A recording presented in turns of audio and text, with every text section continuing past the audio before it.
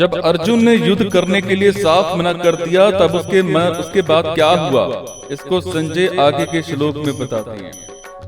हे भरत वंशोत्तव धृतराष्ट्र, दोनों सेनाओं के मध्य भाग में विषाद करते हुए उस अर्जुन के प्रति हंसते हुए से भगवान ऋषिकेश के ये आगे कहे जाने वाले वचन बोले।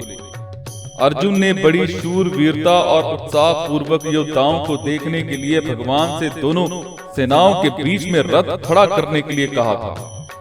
अब वहीं पर अर्थात दोनों सेनाओं के बीच में अर्जुन विषाद मगन हो गए। वास्तव में होना ये चाहिए था कि वे जिस उद्देश्य से आए थे उस उद्देश्य के अनुसार युद्ध के लिए खड़े हो जाते, परंतु उस उद्देश्य को छोड़कर अर्जुन शोक में फंस गए। और अब दोनों सेनाओं के बीच में ही भगवान शोक मगन अर्जुन को उपदेश देना आरंभ करते हैं। विशेषता से हंसते हुए की तरह का तात्पर्य है कि अर्जुन के भाव बदलने को देखकर अर्थात पहले अर्जुन के भाव बदलने को देखकर अर्थात पहले जो युद्ध करने का भाव था वो अब विषाद में बदल गया। इसको देखकर भगवान को हंसी आ गई। और दूसरी बात, अर्जुन ने पहले दूसरे अध्याय के 7वें श्लोक में कहा था कि मैं आपकी शरण हूँ, मेरे को शिक्षा दीजिए, अर्थात मैं युद्ध करूं या ना करूं, मेरे को क्या करना चाहिए इसकी शिक्षा दीजिए। परंतु यहाँ मेरे कुछ बोले बिना अपनी तरफ से ही निश्चय कर लिया कि मैं युद्ध नहीं करूंगा। ये देखकर भगवान को हंसी आ गई। कारण कि शरणागत होने पर मैं क्या करूं और क्या नहीं करूं, इन चीजों को कुछ भी सोचने का अधिकार नहीं रहता।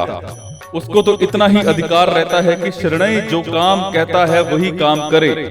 अर्जुन भगवान की शरण होने के बाद मैं युद्ध नहीं करूंगा ऐसा कहकर एक तरह से शरणागत होने से हट गए। इस बात को लेकर भगवान को हंसी आ गई। जोर से हंसी आने पर भी भगवान मुस्कुराते हुए ही बोले। जब अर्जुन ने ये कह दिया कि मैं युद्ध नहीं करूंगा तब भगवान को यही कह देना चाहिए था कि जैसी तेरी मर्जी आए वैसा कर। परंतु भगवान ने यही समझा कि मनुष्य जब चिंता शोक से विकल हो जाता है तब वो अपने कर्तव्य का निर्णय ना कर सकने के कारण कभी कुछ तो कभी कुछ बोल उठता है। यही दशा अर्जुन की हो रही है। अतः भगवान के हृदय में अर्जुन के प्रति अत्यधिक स्नेह होने के कारण कृपालुता उमड़ रही है। कारण कि भगवान साधक के वचनों की तरफ ध्यान न देकर उसके भाव की तरफ ही देखते हैं। इसीलिए भगवान अर्जुन के मैं युद्ध नहीं करूंगा इस वचन की तरफ ध्यान न देकर आगे के श्लोक से उपदेश आरंभ कर देते हैं। जो वचन मात्र से भी भगवान के शरण हो जाता है भगवान उसको स्वीकार कर लेते हैं। भगवान के हृदय में प्राणियों के प्रति कितनी दयालुता है। भगवान अंतर्यामी हैं, अर्थात प्राणियों के भीतरी भावों को जानने वाले हैं। भगवान अर्जुन के भीतरी भावों को जानते हैं कि अभी तो कौटुंबिक मोह के वेग के कारण और राज्य मिलने से अपना शोक मिटता न दिखने के कारण ये कह रहा है कि मैं युद्ध नहीं करूंगा। परंतु जब इसको खुद चेत होगा तब ये बात ठहरेगी नहीं और मैं जैसा कहूंगा वैसा ही ये करेगा। धर्म भूमि और इसके अलावा पदों में केवल उवाच कहने से ही काम चल सकता था, क्योंकि उवाच के अंतर्गत ही वचय पद का अर्थ आ जाता है। अतः वचय पद देना